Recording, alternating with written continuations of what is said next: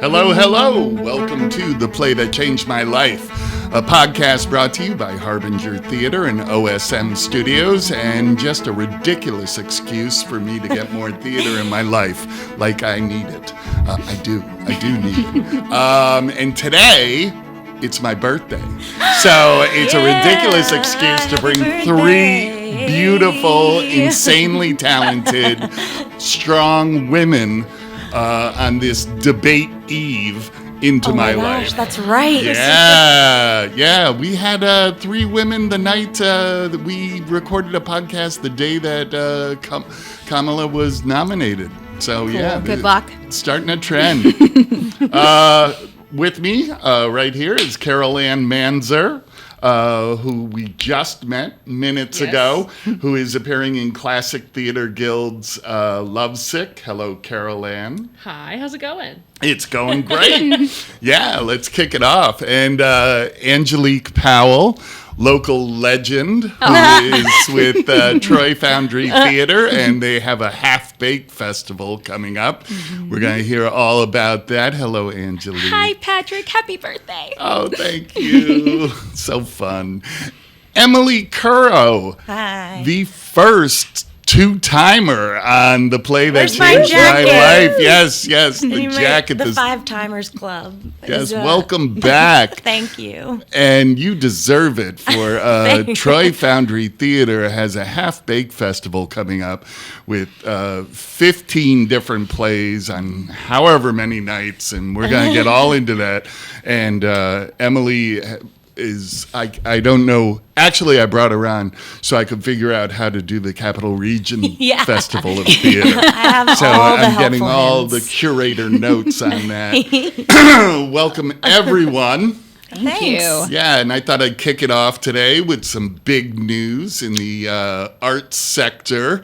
Metroland Now is back. Metroland was an arts news weekly that closed about 10 years ago, and it's coming back. Aaron Harks, a local, very successful singer, songwriter, comedian, is bringing back as owner. She got permission from the previous owner, and Metroland is coming back to the area. So At first, cool. It's going to be online, and then it's going to move to print. That's awesome. Yeah, that's great. There's a whole really cool team of individuals involved that I know through the music community mostly. And it's just a great group. Yeah, it's incredible. So Aaron Harks is actually working out of my building, the Blake Annex, in downtown Albany. It's a co-working community for nonprofit organizations and mission-driven individuals. And so she took up office residency there because a big part of it is meeting other people and organically collaborating with folks who are looking to create a more equitable, more diverse, more inclusive Capital Region community. And that's really what she's described to me, what she really wants to do with this iteration of Metroland. So cool. Wow, that's great. Fantastic. I feel like we've seen a lot of small arts outlets kind of come and go in the last 5 to 7 years. Yeah. And it's really awesome to have another one back. Yeah. Yeah. It's not just one of the big, it's not the Times Union, it's not the Gazette. Mm-hmm. It's a little more independent. Yeah, and one of the things that she described, one of the reasons for bringing it back was a centralized arts listing. Yeah. And she's got 200 events through September and October. That's a huge undertaking. Yeah. Yeah, tell I've me seen about it. So many people on the 518 artist page. Whenever you're like, what's something that you want to see, that would help local theater, and that's always one of the things. Yeah, and it's no one can do it. It's a I full-time spend job. hours compiling a list of theater for 518 theater artists, and for the season, I did a list, and it's 50 theater groups. Yeah, it's under the featured tab. It always amazes me when you do that. Because that must have taken so much Yeah, time to now put all imagine that together. doing it not only for theater, but for live music and opera and, And visual arts. Visual arts. That is insane. And then, and you're running into with Aaron, listing all the music, it's like you've got bars, you've got, public spaces, and, many which might not be, have websites. Right. Yeah. Right. Yeah. Yeah. I mean, I run into that with theaters. They may have a website and no one keeps it up, or, you go to Facebook or you go wherever and trying to find all the listings.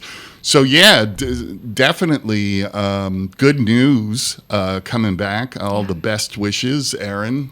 Yeah. Rock on. Totally. And with a busy performing schedule to take this on, I think it's just... Well, I think, like I just said a minute ago, like there's a really great team involved. Yeah. I don't want to say it off the top of my head now because I can't remember exactly everyone, but I remember seeing the names and I was like, wow. Yeah, she's got some pretty incredible, really cool folks involved who have been a part of the scene for a really long time.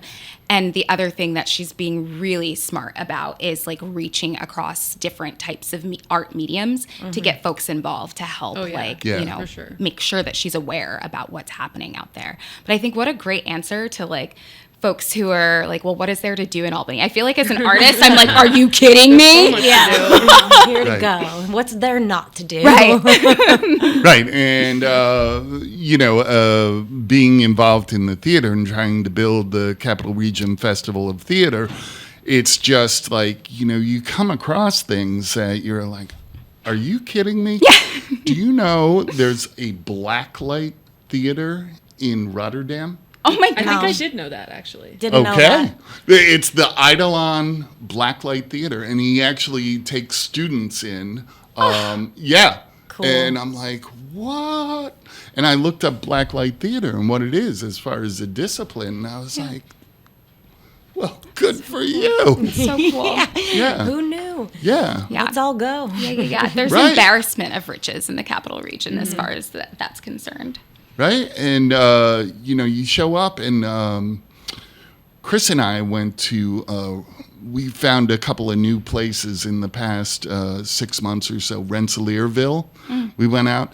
The place is packed for this. It was a real community event. And everyone made their own baked goods and brought it for, awesome. And sold it at concessions.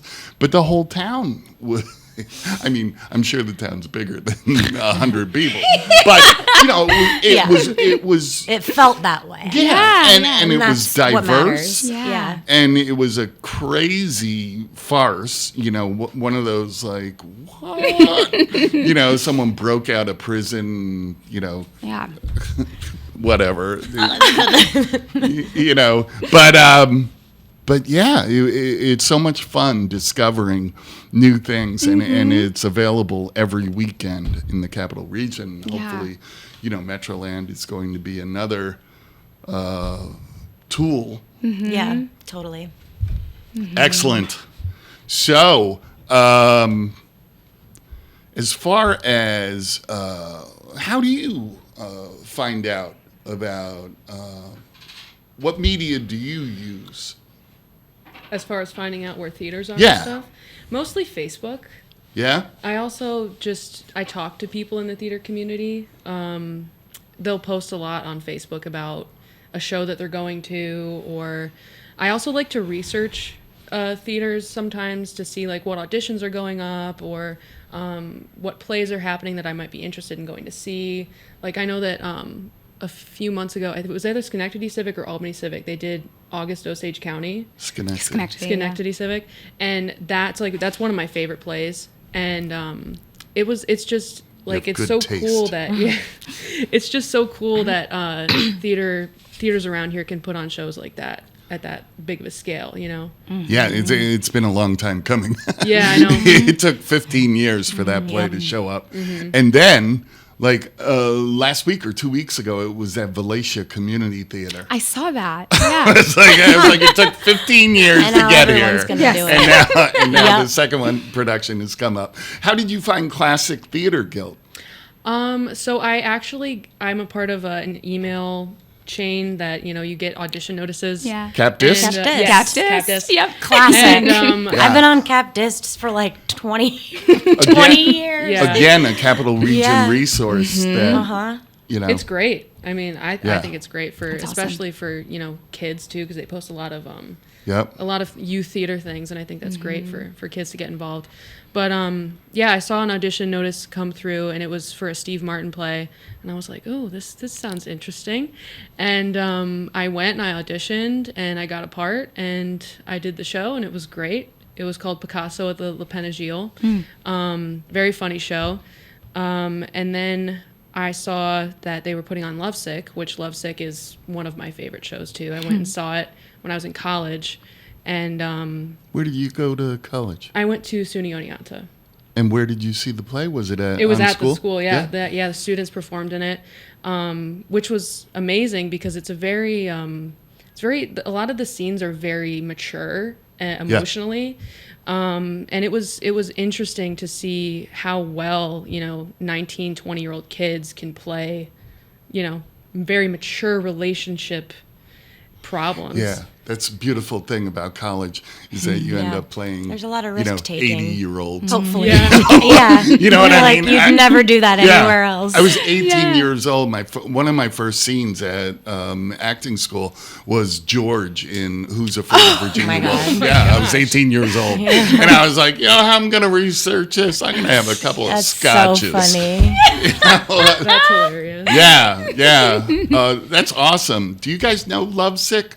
No, I'm not I familiar don't with know it. that show. Yeah, it's a collection of scenes, right? Yep. About love. It almost strikes you as a Love American style. Do you guys know that? It's a show from the 70s. Oh, yes, It's yes. a skit type based about all Yeah. these permutations of love.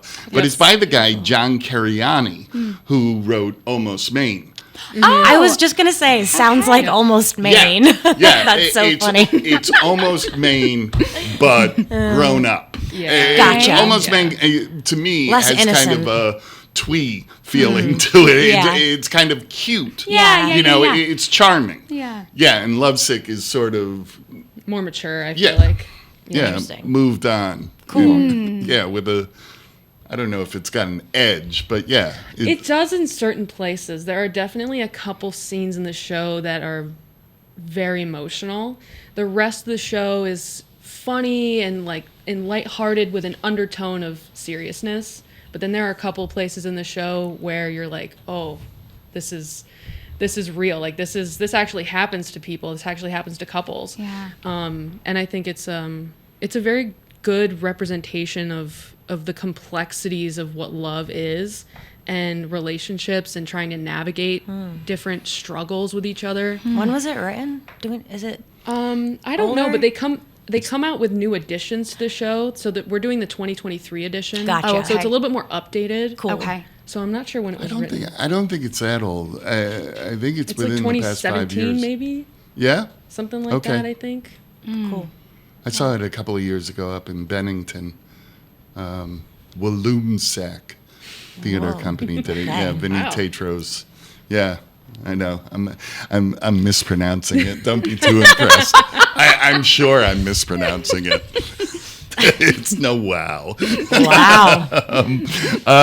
Yeah, and actually, in a way, it's great for theater companies because it offers all these different roles. You can double cast, but you can also have as many actors as there are how many scenes?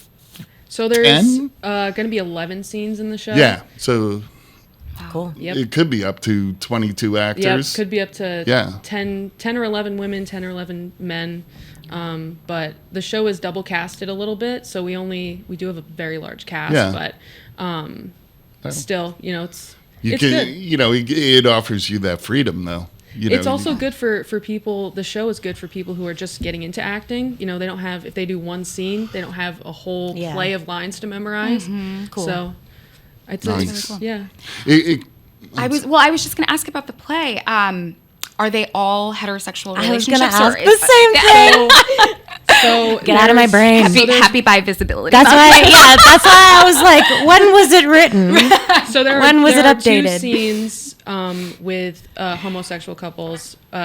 One scene with 2 men, one scene with 2 women. And I'm actually going to be in the scene with 2 women. Amazing. And Carol Anne did that, I think, because he wanted to tell people that doesn't matter, because love is still the same. And there's Is it written that way, or is it like it doesn't matter? Like, no, is it genderless casting? Or? No, it's not genderless casting, but for those scenes, I think he wanted to make sure that it was 2 men and then 2 women to kind of represent, they still go through their struggles. Their love is still normal and the same as a heterosexual couple. Yeah. And that's also what I think is really beautiful about the play, too. Yeah. Cool. That's cool. Okay, now I'll see it. It reminds me a little bit, if it worked on a theme, sort of like Confetti Fest in these, brief one-act plays. Although Confetti Fest has wildly different, authors and themes going on. But, as far as similarities to the Half Baked Festival... It has short plays. It has short plays. Yes. Sure. Yeah. But tell us about Half Baked Festival. This is the second. Yeah. This is the second iteration of the Half Baked Fest. Last year was the first year. It kind of was born out of a desire to have the opportunity, just as big of an opportunity with just as many resources to present in-process work. At that moment in the life of a project where it's really important to have feedback, to be able to hear the words out loud for the first time, to be able to see it with other people and like just have other minds in the pot working on it all together. We think at TFT that that's one of the most important things that you can give to a project. And so the festival itself kind of came out of that desire and that wish. And we were like, well, is anybody going to come see this? Is anyone going to come see projects that we are advertising as half done? We're not sure. So last year was like a huge experiment. And we were pleased with the outcome. We ended up getting 2 main stages out of it, which was like one of the goals that we had was to not only support these projects during this festival, but to see them past the life of the festival and kind of, breathe further life into it in any way that we could. And so this year, we're doing it again. It's a grant-funded festival. We have grants coming in from the Arts Thrive and Grow grant from the Arts Center of the Capital Region. Also, Alliance of Resident Theaters supports us every year with unrestricted general operating support. That goes, hard to get, goes through to this festival. And Stewart's, as always, is on board to help us with this project. Fantastic. Yeah, so this year we kind of decided that we wanted to move the festival to the fall because we wanted more time to develop through the year. And summer was a hard time, we found, scheduling wise, just for like people to attend. There's so much going on in the summer with other theaters. It felt like a disservice to try and jam a festival into the summer months for the actors and the performers and the playwrights and the rest of the community. So we moved it to the fall. This year we got quite a few submissions from outside playwrights. And when I say outside playwrights, I mean people that are not company members at TFT. Right. And then we also have a handful of projects from company members. So it's about half and half. The festival runs the 14th through the 21st. Yeah. So it's the next 2 weeks. Yep. And there's 5 different venues. All of our stuff, like all of the very detailed information's listed on the website. Yep. I'm sure we'll get into talking about specific projects as we go, but it's a monstrous undertaking, and there's a lot of people working on this behind the scenes. Angelique being one of them. So I don't know. What do you I guess maybe I ask you the same question. It's like, where did this come from for us? Yeah, I would say at the core of like our pedagogy is praxis. Yeah. Praxis is like what is our training, right? And I think at the core of our pedagogy is like that as artists, we should always be training and we should always be learning because otherwise you're stagnant, right? And so a big part of what we've done is to continuously be in praxis, right? And so I think... And like in creation for that matter. Yeah. But I would say oftentimes praxis would then go from being like a place where we were just practicing for the sake of like learning for our own knowledge to curating for what our next project was going to be, right? And I think that a lot of us as company members expressed how much more enjoyable praxis was for us when we were in a moment where we were just learning and just creating for the sake of creating and not for the sake of producing, right? There's no timeline. It's not like, okay, we have 4 weeks. And you got to do it now. And it's got to be good, right? Like we have to sell tickets, right? And obviously for any theater company, like you got to sell the tickets. But I think for us, we're really interested in like what happens when we just allow ourselves to create. What happens when you slow down a little and give time to those methods? Rehearsal. Do you feel this way, that rehearsals are sometimes, oftentimes more pleasurable than performance? Oh, for sure. Yeah. Absolutely. For sure. Because there's no pressure attached to it. Yeah. Right? You just allow yourself to kind of, feel out the character. You allow yourself to feel out the space and the scene and who you're working with. And I think with the performance, it's a little bit more... There's a little bit more pressure because you're like, oh, well, these people are here and I have to be good because what if this person shows up and what if, And like, what is being good? Exactly. It's like, what is being good? What is like, how am I going to find this character the right way? And there was something that you mentioned before we started as far as we're heading into Tech Week.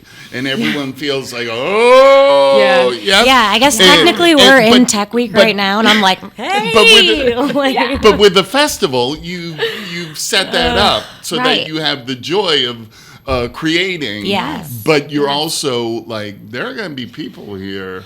Yeah. Well, and everyone's work, like there's like a million things going on, and everyone's kind of working in these little pockets. Yes. And then we all come together. Yeah. A lot of actors tend to be resistant. I know, myself as well, before I did quite a few of them, are resistant to talkbacks. Ooh. And I think with a festival, that part of what you're looking for is that audience response. And the thing that I always think of with, putting out new work or something, it's like being inundated with opinions, and you're like, how do you manage that? We have a really specific way that we deal with that. And it's David's creation. It is. Yeah. And it's that we let the playwright ask the audience 3 questions. And that's it. Okay. There's no... I've never seen that. It's cool. It's pretty... Angelique has been... a part of a couple of them, actually. On the other side of, she's been the artist in that situation, either representing the playwright that couldn't be there or being in a piece or the director of the piece. Yeah. And I don't know, talk a little bit about how we manage that. Yeah. So, honestly, I love it because I am one of those actors who is resistant to talkbacks, but I think a big part of why I'm resistant to talkbacks is I don't always feel safe or protected by the producers when I'm in that situation. And a lot of times I do work that is tied to like my identity, right? And so when you don't feel like you're being protected and you're being like thrown these questions around like racial identity, you start to feel like, you know what, I'm actually just like not subjecting myself to that because I was already super vulnerable with you for 2 hours. And now you're asking this like really offensive question and I just have to sit here and smile, right? Because I want to be hired again by this company that I'm working with. So I am super resistant to talkbacks. I don't like to do them. And in fact, when very recently when Brian Sheldon asked us to be a part of that reading, the political stage reading, I asked Brian, all right, so what's this talk back going to be like? And are the actors protected? Because I've experienced too many situations where I was not. And so I really enjoy the way that TFT does our talk back, specifically like David's cultivation of the talk back and us kind of curating what we really want to gather from the audience. Because I agree with you. At times, you can be inundated with opinions, and some of those opinions aren't necessarily useful to us because they're not what we have questions on. It just becomes like a free flow. Right. Like where people free I didn't for all. I didn't like that dress. Sure. And you're like, who cares? That's not what this is about. That's not, And so we oftentimes, we'll either get touch base with our playwright. I've done it before with Chrissy Lightblacks on several occasions, where I've asked him, like, what are the 3 things that you really, really want to know in terms of feedback about this play? And then I get to pose them with David to the audience. And guiding the conversation that way feels like certainly more safe as like the director of the piece. When I'm the artist of the piece, I love David kicks you out. He literally is like, actors he's literally off. been like, actors, please get out. I love that. And I've also heard him say to an audience member, "That's enough." Yeah, absolutely. So, I mean, because I think also as an artist, it's an Erykah Badu quote, but like, I'm sensitive about my shit. Yeah. And so when you've just like read the thing and then you hear these this feedback, even in these talkbacks, I've like gone to the audience and stayed as like a company member, even if I've read as a part of it. And even in those moments, I've had to say, that has nothing to do with you, Angelique, relax. And it's a hard like line because like we do actually really want to hear from them. Yeah. We do actually want to know things and from them. Constructive feedback is important. Yeah. And that's like kind of the whole That's awesome. Thing, but you got to make sure that. And now, is that going to be part of every performance? Yes. Oh, awesome! I can't wait. Did I miss? I missed the entire Half Baked last year. I don't know. I can't remember. But if you did these talkbacks, I didn't see it. It was I'm sorry.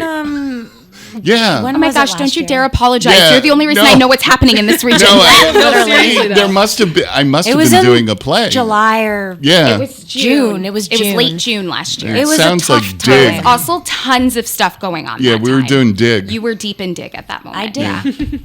Oh, that's right. I remember seeing Dig.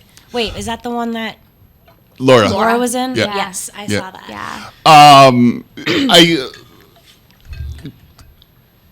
One of the reasons of Harbinger does talkbacks with every production, and I kind of feel like we're picking these new works, we're picking provocative, impactful works, and that are looking for a reaction from the audience. And I kind of like don't want to close the door and say, okay, safe drive home. I also think that like if it's a play that's, I guess it's like, what's the intention of the talkback? Yeah. Is it to have a community conversation, or is it to talk about the play and the development of the play? Because we're in a different place. Like our work isn't done. Yeah. We're looking for that type of feedback. We're looking for thoughts, responses. Yeah.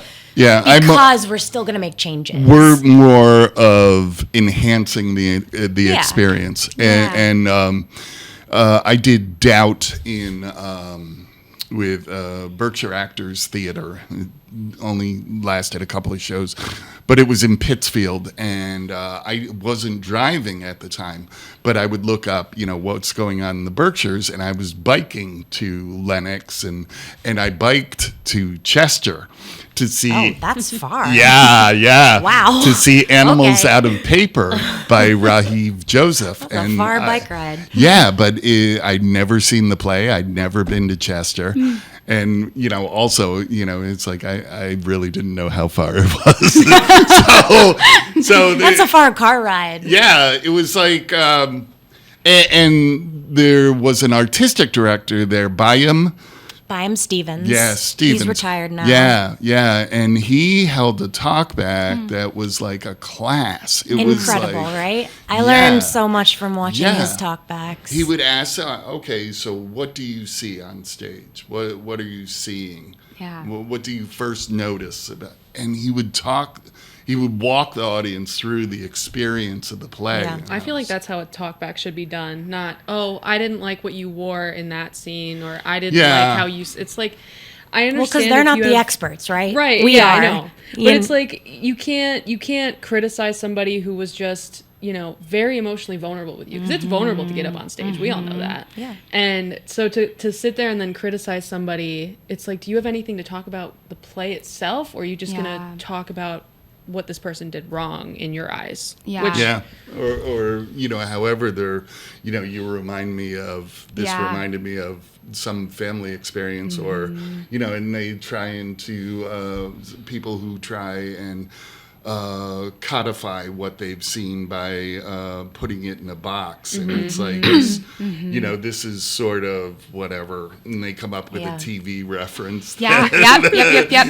And then you're just like, what are we doing here? Well, and also I would say what that is the actors are point? so accountable for everything, right? Yeah. Because ultimately, at the end of the day, the lights are on me.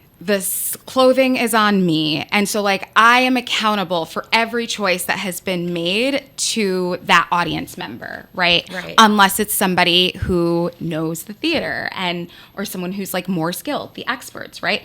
Everybody else, they see any bump in the show, and now I'm accountable for that bump in the show. And I can't tell you the number of reviews I've had about the costume that I was wearing and what that made people feel about me, because I'm in that costume, and that has nothing to do with anything. Angelique, how did. dare you pick that costume? Yeah. What were you thinking? You've ruined everything. I'm actually thinking about two specific shows Nobody for the two of you. Nobody said Angelique ever ruined anything. Yeah. But you feel accountable, right? And you are the person. I've been up there when the lights malfunctioned, so now I'm performing in the dark. Yep. And so you already feel so accountable. And so I think in these talkback sessions, when you are getting feedback that isn't even constructive feedback and isn't really asking questions about the character or anything like that, it's really, really hard. It is, especially when you care so much. When you care so much about what you're doing, I mean, it's hard to hear that criticism sometimes, because you're like, well, I really put everything I had into this, and I understand that you feel that way, but my feelings are a little hurt, because I did so much work to get to this point. Right. And it's hard to, especially, what you said, if there's a malfunction in the lights, you're like, oh my God, this is my fault. Wait, no, it's not. Yeah. And also, I must not be a really great actor if all you're thinking about is my clothes being ill-fitted. Right, or the lighting. Yeah. I had an acting teacher once, and it was she was asking me why I did so much. And I was like, because, I want to get to the point where it's undeniable, you can't, everyone is going to be blown away. And she goes, Patrick, I've seen reviewers drunk. I've seen, oh my God, everyone else comes to the event with their own experiences and their own lenses, and that you can only do what's true to you. You can't tailor yourself to someone else's, perception of. Yeah, it's so that subjective. if you just, to I like thine to say own that self be true. I like the saying that I say to myself all the time is, the only two opinions that matter are mine and the director's. Those are the only two opinions I can really take into account. Sometimes not the director, but if the director says something and I'm like, oh, I didn't think about it like that. That's different. But you can't. It's a really weird game of having to not take other people's opinions into account, because at the end of the day, we're the ones that are the character that's up there creating whatever we want to create. It's valuable in life as well. One of my favorite sayings is, what other people think of me is none of my business. None of my yes, business. exactly. Literally none. Exactly. None. Yeah. let's talk about a couple of the big pieces in the festival. Orlando? Antonio. I knew there was Antonio, or What I Would. Yeah. That is going to open the festival, and we're calling it a festival special event. It is a fundraiser for Will Kemp players as well. And it is a one-person show created by Shane David Camaris and Brenna Geffers with help from Diecast out of Philadelphia. It was actually created during our Play On Labs earlier this year, and it's about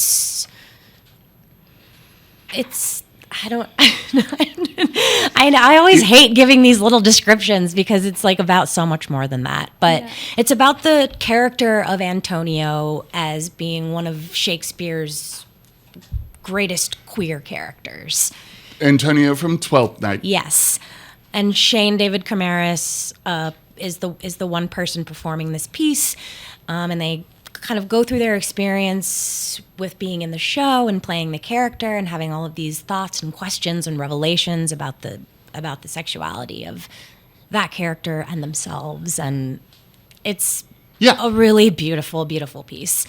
So that opens the festival. And that is where? That is going to be at the Waiting Room, which is 19 3rd Street, same place we performed A Christmas Carol last year. Oh, nice. Right off Franklin Alley. That is a pay-what-you-will performance. Again, a fundraiser for Will Kemp's players, our buds. Awesome. So that's the opening night of the festival. Second night of the festival is going to be a lot of Troy Foundry Theatre people presenting their projects. New Clean Energy by Christophe Di Maria. Foundry F's with Farce, Part 2. Is also, we're going to be presenting a little snippet on how the development for that project is going, which was the first part was performed last year. Yeah. And then Thursday, we also have an adaptation of War of the Worlds, which is by the same team who created the Christmas Carol one-man production last year. Which is? Connor Armbruster and David Gerard and David Baker. So those three individuals worked on the adaptation of Christmas Carol we presented last year. Right. They're coming back together again and working on a new script for a reinterpretation of War of the Worlds. Yeah. Which should be really cool. Yeah. Friday the 13th, is I'm lovingly referring to it as Brian Sheldon night. Brian has two pieces being presented that night, and then another piece, The Final Dose, which is a movement piece created by Wesley Capiello. That Saturday, the last Saturday of the first week, is My Papier-Mâché Monster, written and performed by Eliana Rowe. And then a new play from Cameron Beck, Mitchell Johnson, and Amber Wheeler called Everywhere Is. Last year, they presented in camera at the Fest, which we put on our main stage. So that's the first week. And Jiminy. Yeah, wow. Yeah. The second week, opening the week, is our next special event of the festival, a piece called Gentry. It's a play with drinks. That's being performed at 518 Craft. There's two performances. The tickets for this one are a little pricier because it is our special event of the season. Everything else is pay what you will. This show is really unique, created and performed by Davey White, who's an actor out of Philadelphia, with help from Brenna Geffers with Diecast Theater Company. Is he a member of Diecast? I don't know if Davey is a current member of Diecast, but certainly in that community and in that fold. Yeah. I'm not sure what the actual title of their working relationship is. Fine. So that show's really cool. There's bar seats. There's 12 of them. You sit at the bar. You hear the stories. Drinks are made for you as the stories are told. You drink the drinks. It's cool. Wow, that sounds really Come on cool. now. Yeah. Come on. Pretty awesome. There's also non-bar seating, which is way less pricey. Yeah. So that's a little more accessible. Thursday of the second week, we're at the Arts Center of the Capital Region. We have a piece called Homebody, created by myself and Rhea Malcolm. We have Say Her Name, a play written by Aaron Moore. Both of those are in the same night on Thursday. Friday of the second week, we're back to the waiting room. We have Crystal Clear Living, which is a new piece by Katie Pedro, who is a company member, associate artistic director with Troy Foundry, and Main Character Syndrome, which is another piece involving David Gerard. Brenna Geffers is working on that one as well, developed with Diecast and Dean Gianni. Last Saturday is There Are Black Roses Under the Sea, and that is Chris Eli Black's new play, and that is at KBK Studios. I know that was like a ton of information. Directed by Angelique. Yes, directed by Angelique Powell. Right? Yes. Yep, correct. Yeah. And that's all on our website. Like, you can find the information everywhere. All tickets, except for Gentry, are pay what you will. You can buy tickets ahead of time with a credit card, but at the door, we only do cash, PayPal, or a check. Excellent. Thanks so much for all that information. It's a Just lot. to read that. I know. You Is should it see our short? rehearsal matrix. Yeah, I was going to ask, trying to find space. Well, I should give a shout out to Collarworks in Troy, New York. They are in the midst of being prepared to move to their very brand new location, which is not where we are. They are kind of in a satellite space right now, which is at 54th Street. It's the old bank building, and they're working with a group out of New York City called Chashma. I think I'm getting that right. And that organization works with arts nonprofits. They go into the city that arts nonprofit is in. They find vacant spaces, and they pay for the space, basically. So Collarworks is actually the organization who has that relationship with this organization, and our relationship with Collarworks has allowed us to have some rehearsal space in that space for free. Wow. So they always have our backs. What can Chashma do for Troy Foundry? I don't know. We're gonna do our research and hook Yeah. up with them. I hope, if you're listening, Chashma. Yeah.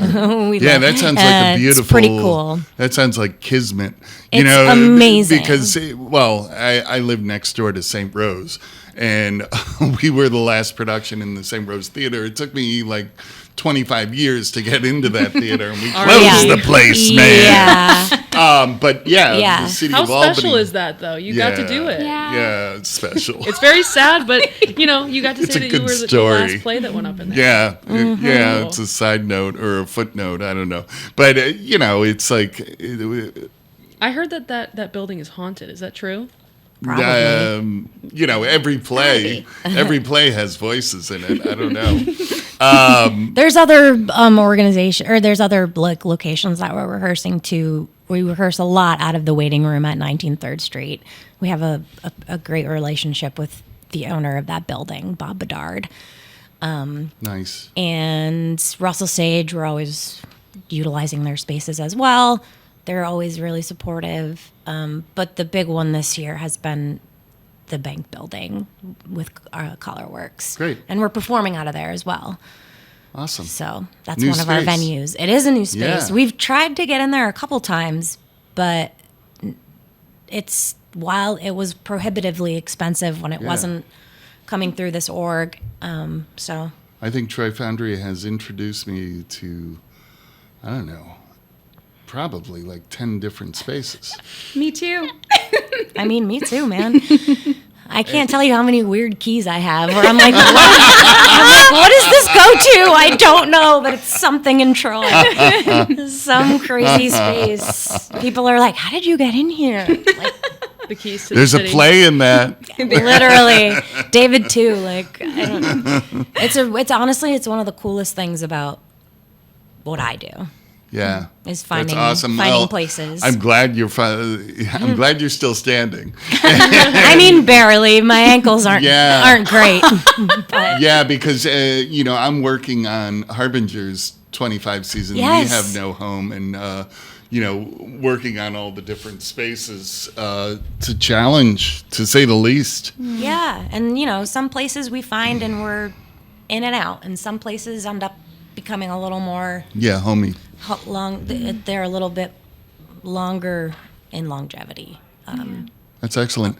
Classic Theater Guild has used a number of spaces, but they're pretty much settled in. And I had Yep. heard rumors. Have you heard anything about that building? I heard the building was up for sale. Or Oh, I don't think so. okay. I don't know. All right. I haven't Just heard anything spreading about gossip that. here. That's what I do. There's no journalistic ethos Whatever. on my It's game. fine. I heard. know, I heard that just that like- building was for sale. Yeah, just throw it out there. I've seen Classic Theater Guild at the Fenimore Gallery upstairs here. I've seen them at the Eddy upstairs. Yeah, they've in done the a couple shows Proctors. here, yeah. Have you ever been to the Eddy? I don't know. Yeah, it's Have on the I? 4th floor. here. Maybe. Yeah, I don't it's know. a beautiful space. I think I went years ago when I was a kid. Maybe. Oh, I don't think so. This was the newly renovated. Yeah. Okay, Yeah. maybe think of a different one. It's Is it brand new. A theater space? Yeah. Okay. No, Yeah, I don't think I've been in there Yeah, then. it's on the 4th floor. Ann Perillo was I taking have up an there Eddy. for a while. That's right. I've Emily. never been to the Eddy. Yeah. Brenna Geffers, yes. Diecast, your relationship with Diecast. I love talking about Brenna Geffers. Me too. We're heading out to Provincetown, Tennessee Williams Yes, Festival. we're like the Just in-between a couple stop of right now weeks. for Yeah. them because they're currently at the Fringe, Yeah, they're doing Suddenly Last coming Summer. to P-Town, and we're right in the middle of the stop. So we're super grateful that that Brenna could take the time to be with us. You did La Ronde. That was the first production that Brenna brought to us. Brenna's translation of La Ronde. We did that at the Freer House on 2nd Street in 2019, before pandemic. Was that 2019? No. Chris and I have been Yes, going 2018 or 2019. I can't remember. going out to Provincetown for 6 or 7 years, and every year Brenna hits one Out of the park. Yeah. Just like They are wildly and all different. talented. Yeah. All different. She did a Pericles. They have a model schooner in a library on the 2nd floor of a library. So cool, right? It's like 3/4 to scale, and she staged it on this schooner. And I was like, Wow. how With the ropes. How did you rehearse that? I know. Like, Well, yeah, Brenna has a really just unique way of working and rehearsing. And the people that work with her have like an immeasurable amount of trust in her process. That's what I'll say about that. Yeah. I often call Brenna the godmother of our company. Because, Literally. I don't know Brenna as well as I would like to. Moved But to I always, Philadelphia. every I know. time Brenna's in town, They're I'm like, oh coming my back. gosh, you're Brenna. Yeah. Because I feel so close to Brenna Yeah. through what Brenna's given Emily and David and Ethan, and so much of the way that we train is a part. It comes from Brenna. Yeah, there's a artistic, spiritual, physical, emotional ethos that the company communicates. You can watch it for 5 minutes. It's and, really and hard to see explain. Diecast. Yeah. Well, there's some things that are very identifiable in it, and then there are things where you just pick it up and go. Yeah. Yeah, and we're really lucky, and I know Brenna's working on a ton of stuff in this festival. So they get to town really soon. Yay! really soon. So we're all psyched, and there was kind of a break in the way we were able to work with each other when pandemic happened, and we're just kind of now getting back to that place where we can collaborate again. So hopefully you will get to spend more time with Brenna. I know. Brenna's going to listen to this podcast and be like, they're crazy. No. She knows exactly what you... No. Excellent. So if I could, have you heard of the cast party? Well, I don't think Yes. I You think haven't? We're all wearing I these. have. Of course I have. Hold on. I didn't put mine on.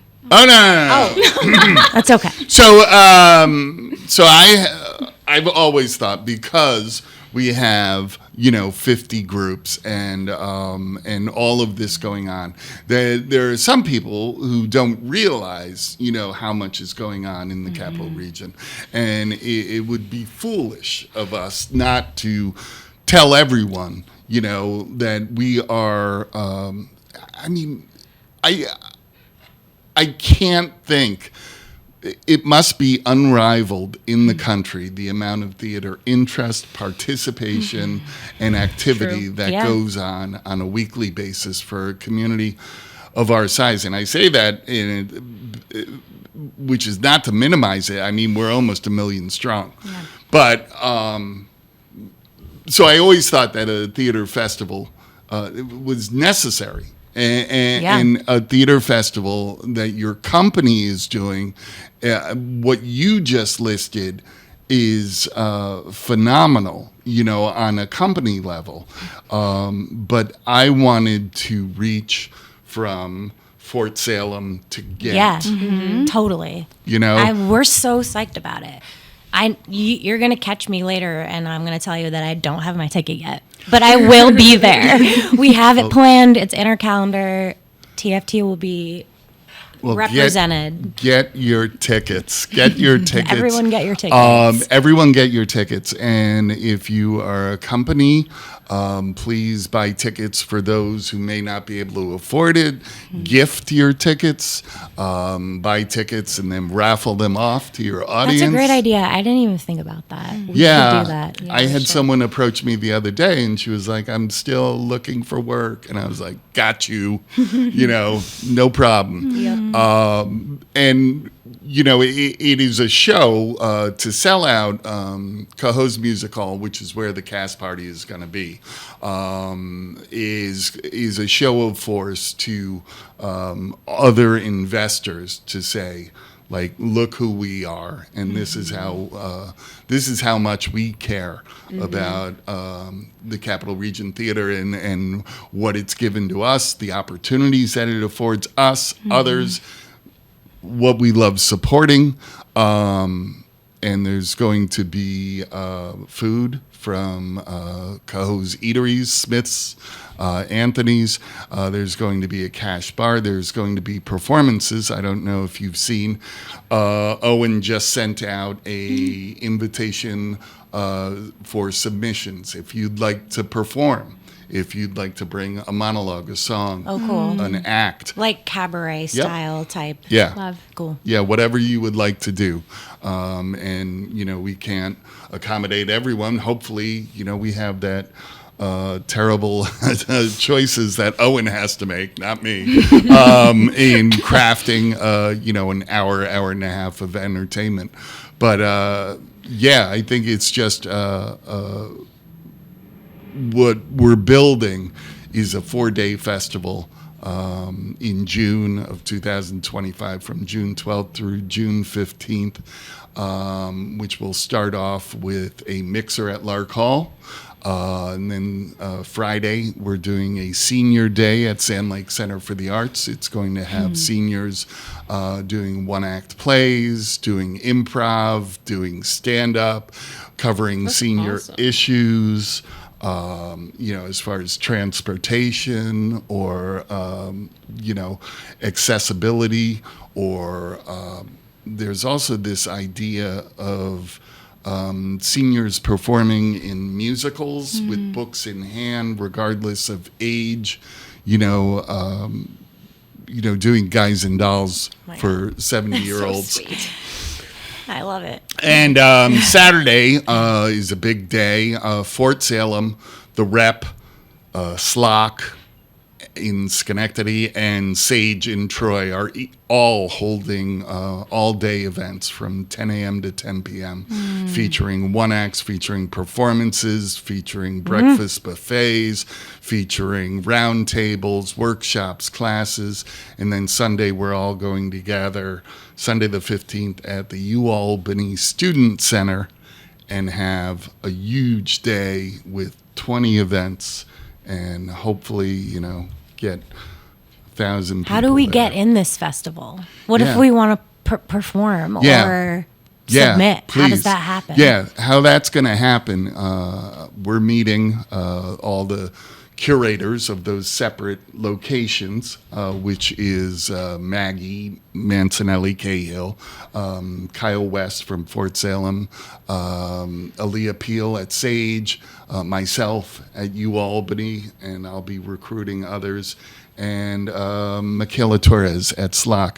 And we're going to come up with a menu of what each space is going to be looking for. So if I'm 99.9% sure that UAlbany on Sunday is going to be looking for plays, looking for Cool. a run of 10 to 15 plays that can be used with minimal set, that everybody's using the same set and the same set pieces. But yeah, so hopefully we're going to come up with a criteria for how to submit. And that's sort of what Owen's going through with the cast party as well. Cool. Yeah. Awesome. Correct me if I'm wrong. Yeah. But the cast party is October 27th. It is correct. At the Cohoes Music Hall. Cohoes And Music it Hall. serves as a kickoff fundraiser, an awareness building fundraiser. Right. For this amazing event that we're doing for the Capital Region community. Thank you, Angelique. Yes, it is. No correction necessary. Excellent. So I think we've covered our projects, which brings us to Boy. Wait, what about Maggie Mae? Yes. Maggie Mae. Is Briefly. about forgetfulness. Yeah. Maggie Mae has memory Oh, my issues. God. Maggie Mae is Harbinger's production. It's the American premiere by Francis Poet, and it opened this past weekend.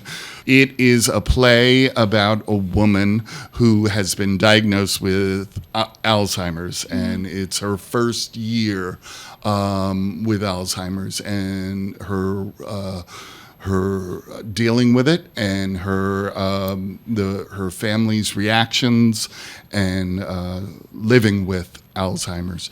I found this play.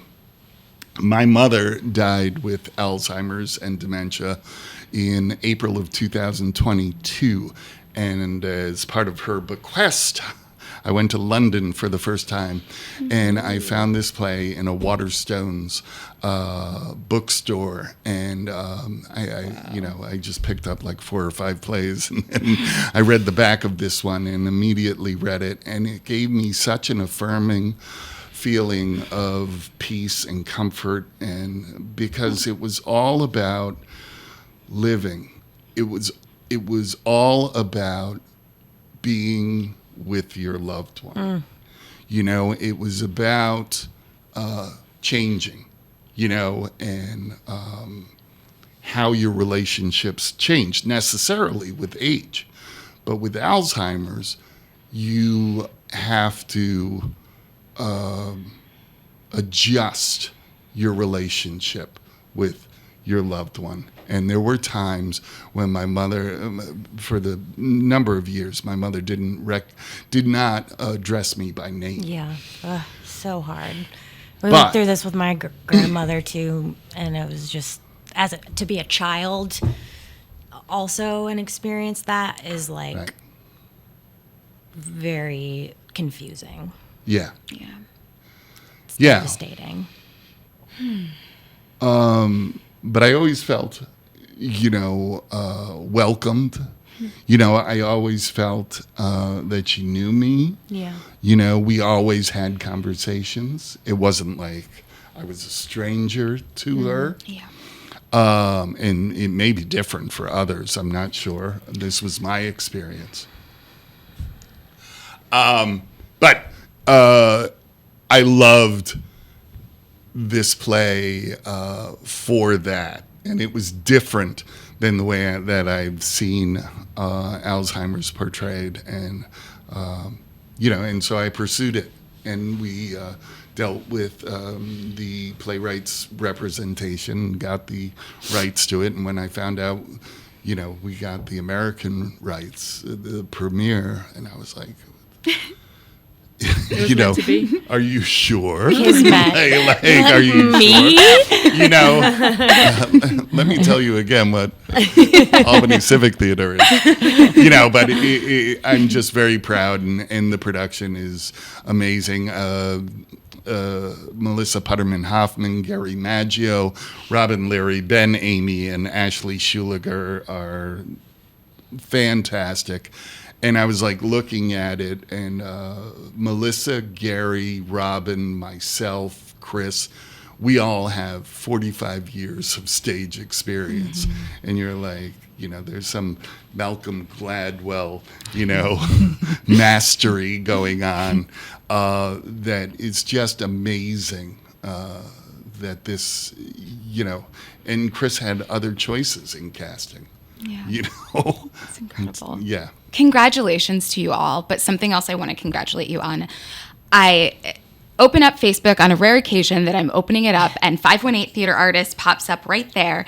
And I see this amazing picture of an audience at Maggie Mae. Yeah. And I just, oftentimes I use you, Patrick, as an example of going into communities and bringing community into what we do, right? I think oftentimes it's easy. It's a cop-out to say, well, I couldn't cast that way because none of those actors showed up.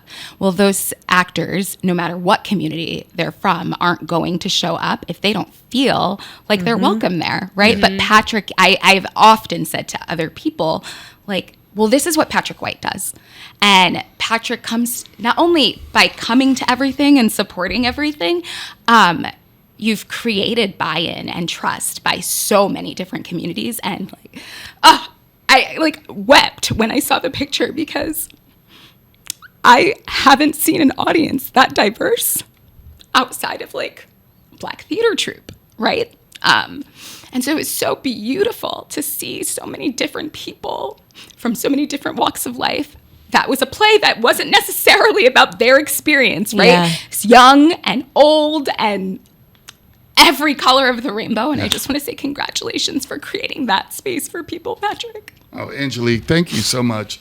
Part of the reason of creating Harbinger is to do that work, because as an actor, as a hired gun, I haven't done it for about 6 years as far as, what am I going to put on my resume next? And bouncing from theater to theater, and you feel like disappointed when you're not working to bring, and we all know how hard the work is, right? But I got to give a shout out to Angelique, who is a professor at UAlbany, who requires her students to come see plays. So, it's a huge, and they love, the thrifty students love the previews. But it's a huge deal for them, for our audiences, for people who come by. We turned away about 20 people. Oh my goodness! Yeah. That's congratulations. Yeah, I mean it's congrats. free, but But no, still. it's a play. It's a play about Alzheimer's on 2nd Avenue. Yes. So yeah, and there's so much more work to be done. It's like, where is the Asian actors? Where are actors with different abilities? Where are and how are we?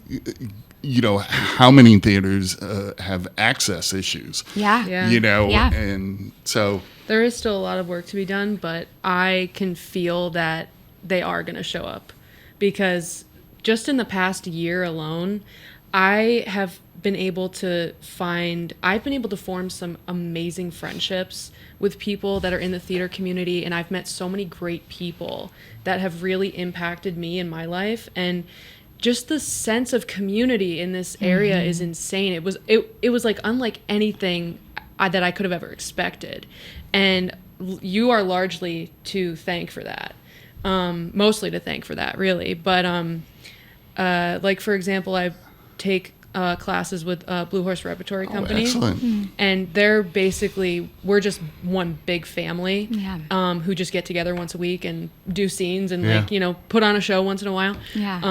But it's stuff like that is very important, and I know that a more diverse group is going to show up because they're going to see the kind of community that exists here, and they're going to want to be a part of it, because that happened to me and that happened to so many other people that I know and have been able to meet and be friends with, and so many great people exist in this community. And I mean, Harbinger, I would say, is one of the theater companies that is like cultivating that type of audience also by making sure that all stories are told on stage, right? So Harbinger doesn't just do these regional premieres to do regional premieres, right? Harbinger does productions where anybody can be seen and see themselves on stage. And if you can see yourself on stage, then of course you're going to show up and attend.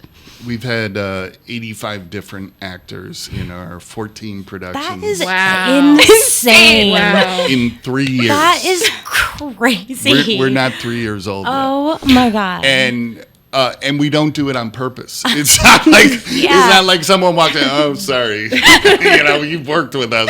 And I think a lot of that is like we do different stuff, so it doesn't call for the same thing. It requires different people. Yeah, but and it does take an identification, like. Here it is, here are these 50 companies. It does take, going through and creating those lists, and then it takes an invitation. It's like, please come, take a pair of comps and come see our show. Yeah. Or please, come audition. Here are sides. I think you would be great in this. And you and Chris are so good at like, okay, you didn't accept that invitation. I'm not going to stop inviting you. Oh my God, they're there again. Oh, jeez, I that's my what other people think of me is none of my business. I'm always it's like, oh, that guy. Oh my God, would he just? Every time I send an email, I'm like, oh my God, they hate me. I've sent 50 emails today alone. Right? Oh my God. Yeah. It's like, will she just leave guys, us alone? Hey guys. Well, that's kind of the job of the producer. Chris calls it email tone. Yeah. Hey guys, might want to respond. No, it's great. Congratulations. Thank you. Work of my life. I was thinking about this the other day because I turned 40 this year, and I was like, I don't know how much longer I can run at the rate that I'm running. And then I was like, I literally thought, Patrick can do it. Yeah. I can keep doing it. And that is totally not to call attention to age in any capacity. But I'm like, speaking of birthdays, I'm like, if Patrick can do it, I can keep doing it. And, I'm at a phase where I'm in a big transition in my life to try to figure out what's going to come next is for TFT. Yeah. And so I'm just thinking a lot about that and I'm like, well, Patrick's still doing it, so I think I should probably still be doing it. Emily's still doing it. Yes, I'm still doing it. You're half baked. That's what I'm shooting for right now. Is in building this festival, I was like, every week you open up and there are 10 plays open. I was like, we have a festival every week. Literally. But yeah, we'll never run out of content. All right, you gotta get to it. Play that changed my life, Carol Anne. Oh, okay. Oh, boy. Well, I gotta be completely honest. So I didn't start acting until college. Yeah. I took an acting class as an elective. And when I was in acting class, I was like, wow, I really enjoy this. And I got to see Lovesick. And I think that might have been what changed that show. Don't apologize. Yeah, no apologies. That show, so I think, sweet. is what really changed it for me because... I grew up having a really deep appreciation for plays and musicals, and it's my favorite thing to do, to go and see. But I think Lovesick was what changed it. Seeing how just how real it was. You know, it's not like glitz and glam like Broadway. It's nitty gritty, and it gets to the heart of real issues that people face. I love that. Yeah. Also, on a different note, I did go and see Hamilton. I went to London recently, and I got to see Hamilton at the West End. Completely different things, right? Completely different things. But so Lovesick was what really, you know, initiated me wanting to be an actor. And then Hamilton, recently, I was like, wow, I completely forgot what this felt like, because I haven't been to a show of that capacity in a really long time. Yeah. And it's so expensive. It's so expensive, but I got tickets relatively cheap because we got them right before the show. So, but it was amazing and completely unlike what I was expecting it to be, because I had never seen it before. Ever. The level of artistry in that show, it's incredible. Just I was expecting it to be overrated, but they like not. Filmed it the Disney on Disney Plus, and it came out during pandemic. I watched it over and over and over. Yeah. I tried to watch it, but I couldn't. You have to see it live. It's completely different live. It's so much better. I have seen we it actually live. We subscribed to Disney Plus just to watch it that 4th of July weekend, and then the year was up, and we're like, I know. We started watching it, and I was like, I don't know if I'm gonna like this. And then we watched it through, and then the next day I was like, yes, I kind of want to watch it again. Yeah. It was my litmus test for Willie Short. If you can get through this. I literally, and then I just watched him watch my reactions to it, and I was like, all right, if you can handle that, you can handle me. just looking, checking in. How did you feel when you had worked at class? Did they already schedule Lovesick when you did Picasso? No, I didn't know about it. So when you found out they were doing it, I was all on board. I was like, I'm going to this audition. I'm going to get this role, because the role that I'm in is the role that I wanted. Oh. Which is amazing. And I just felt such like it was a full circle moment. Yeah. Where I was like, this is so important to me, because this is what made me want to be an actor in the first place.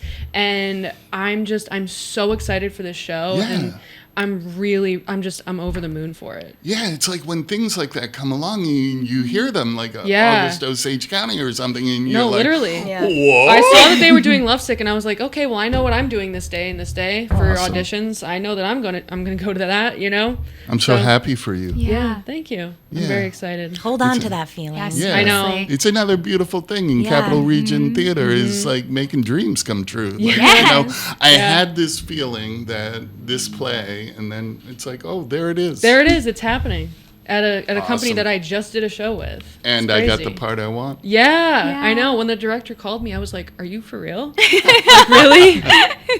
How did you know this? Yeah, I was like, how did you know that this was what I wanted? That's great. Angelique. Meant to be. All right. The play that changed my life. It's actually really easy. It's The Crucible. Ooh, I was 14 years old when I got cast in The Crucible as Mary Warren.